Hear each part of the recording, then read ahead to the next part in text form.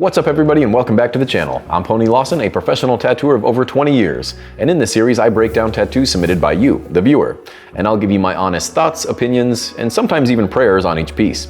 But more importantly, hopefully we can all learn something and we can end up with better tattoos. This one's all about collectors, so let's see what you sent in on this week's episode of Tattoo Critiques.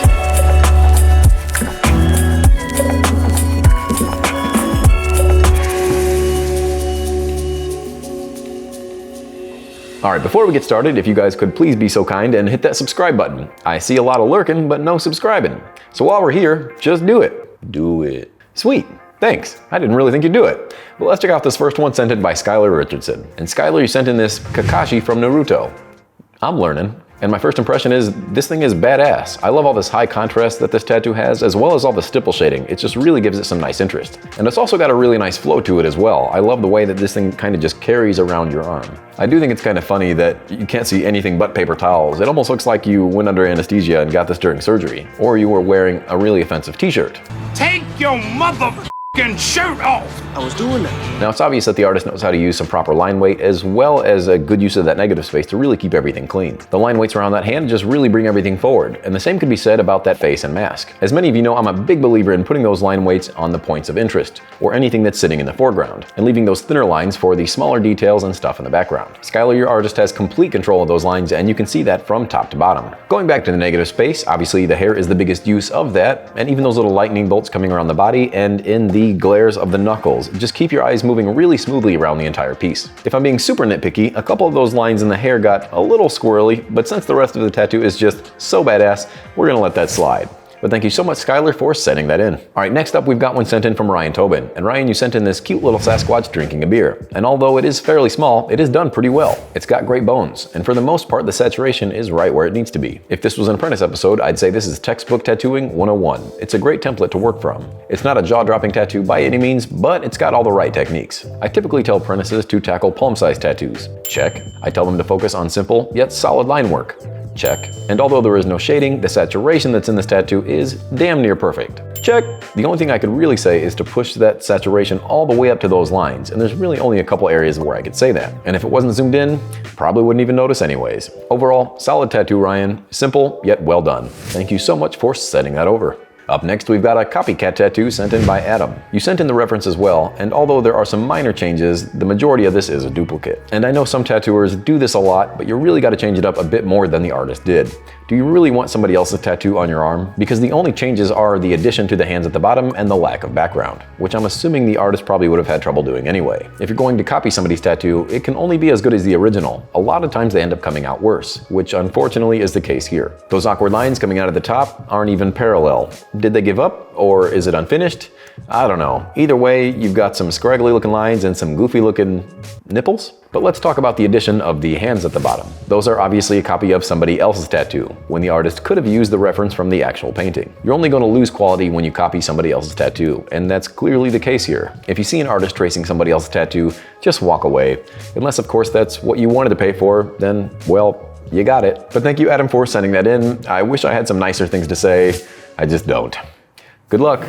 Artists, collectors. Have you ever gotten a nice fresh tattoo, got home, tried your aftercare, and it just didn't do what you wanted? Well, give Mad Rabbit a try. Mad Rabbit is a premium tattoo aftercare company that has everything you need, from soaps to sunscreen. They've got everything you need for before and after your session. So head on over to madrabbit.com and make sure to use code PONY20 to save 20% off your entire order. What a deal! What? All right.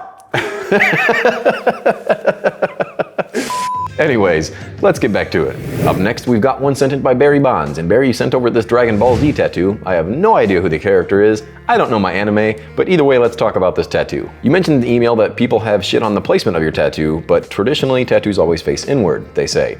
Well, I'm gonna shit on it too, because this is awkward. If you were to hold your arm up like this, the tattoo's gonna be completely upside down.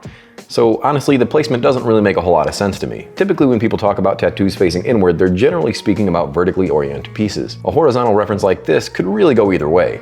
But in this case, it's just upside down. You also sent over the reference, which leaves me a bit more confused because had the artist put this design on your arm, just like it was in the reference, it would have made a lot more sense. I don't know why they chose to mirror this thing. I think it was just a bad decision on the artist's part. And had they put it on as is and you were showing off your tattoo properly, it would be facing in. So go ahead, Barry, tell your friends they're right and you're sorry. and everything will be okay. But now let's talk about the quality of the tattoo.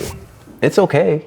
Most of the anime tattoos I get to look at are just like this. They're middle of the road, nothing fancy to look at, and could use a bit of work. The thing that bugs me the most about this tattoo is that glowing blue ball and how they decided to make those rays dark blue rather than light blue, like it's actually glowing. It just matches those background blues a little too much. It doesn't really stand out. When you look at the reference, you can really tell that there is supposed to be a difference from that glow to the background blue. Because that's what's exciting about this reference, is there are so many elements that are glowing, and the tattoo just really missed the mark. Now I don't want you thinking that I think this is a terrible tattoo, because there are some decent elements to this thing. You can tell that it's done by a trained tattooer, because the lines are pretty solid, and other than those choices of color in the background, the saturation is okay. I just think the artist missed a lot of cool elements that could make this tattoo really great. So Barry, I do thank you for sending that over and allowing me to critique your upside down tattoo. Alright, up next we've got a tattoo sent in by Julie, and Julie, you sent over this Cardinal tattoo that you said was a memorial for your brother. You mentioned in the email that this is about a year old, and to be honest, this looks way older than that, because the entire tattoo is just completely faded and a lot of those colors are just gone. You mentioned that you're going to get the lettering touched up, but do me a solid and get the entire thing touched up. And don't go back to that artist. Now, I'm not trying to throw shade to the artist, but I don't think he's going to be able to save this thing or do much better than he already did. And my guess is if he touches up that lettering, it's going to be less legible than it already is. Because this lettering, especially that word everything, is already super blurry and it's hard to read. It's going to be a tough save, I'm sorry to say, but make sure you find a good artist and have him help you out with this. Because it's definitely savable. If I were personally redoing this tattoo, I would likely do one of two things. Start fresh with a new stencil and kind of start over. These blacks aren't really that black, and I think you can almost get away with a cover-up. Or what I think most people would probably do is put a nice crisp fresh outline around the entire bird and then just really pack in those colors. But again, you have to find somebody with clean lines and great saturation, otherwise you're going to end up with the same issue, maybe even worse. And aside from everything else bothering me, what's up with them legs? That front leg really doesn't look like it's connected at all. And my hope is that a new artist can put another leg in there and make it look a lot more natural. But you did send in your fiance's artwork as well, so let's take a peek at that. You said this was done by the same artist, and I can tell. Now these blacks are a little darker, but those lines are still as bad. An apprentice should be pulling better lines than this, if I'm being honest. You see some lines that are blown out and some lines that have completely fallen out, which just shows me that the artist really didn't have any control at all. And much like the other one, the colors and the patchiness, whoop, still got it. So I think both of you should find a new artist and have them help you clean it up. Hell, make it a date night, and I think both of you will end up a lot happier in the long run. But thank you so much, Julie, for sending those over. Alright, that's gonna wrap it up for the critiques this week, so now it's time for me to give you my favorite tattoo of the episode, which was sent in from Skylar Richardson with this amazing Kakashi tattoo from Naruto. This thing's bussin'.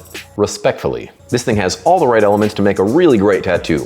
The line work, the stipple shading, and the use of negative space just really make this thing very powerful. And compositionally speaking, this thing just fits the arm very well. And it's not upside down, so they got that going for them. This thing is striking, and I would be super proud to show this one off. So once again, excellent work to the artist, and congratulations, Skylar, on being my favorite this week. Alright, one more thing before we get out of here. You know, I always like to feature an artist who I think you should all be following. And that artist is Shelby Tattoos out of New Jersey. I could scroll through their work for hours. Every single one of these tattoos is top notch. The execution from line work to saturation, these things are just all around damn near perfect. And I say damn near because nothing's ever perfect, but these are close. Her subject matter always seems to be bright, vivid, eye-catching pieces. And I would love to pick their brain about color theory, because the way they use these light tones with these dark tones is just amazing. So do me a favor, guys, head on over to her Instagram page, check out her work, be inspired, and give her a follow. And make sure to let her know I sent you. Thanks again, guys, for sticking around, and remember, if you're an artist or a collector and you'd like to see your work critiqued on this series, you can do so by sending them to ponycritiques@gmail.com. Make sure to hit that subscribe button while you're here, and as always, I will see you guys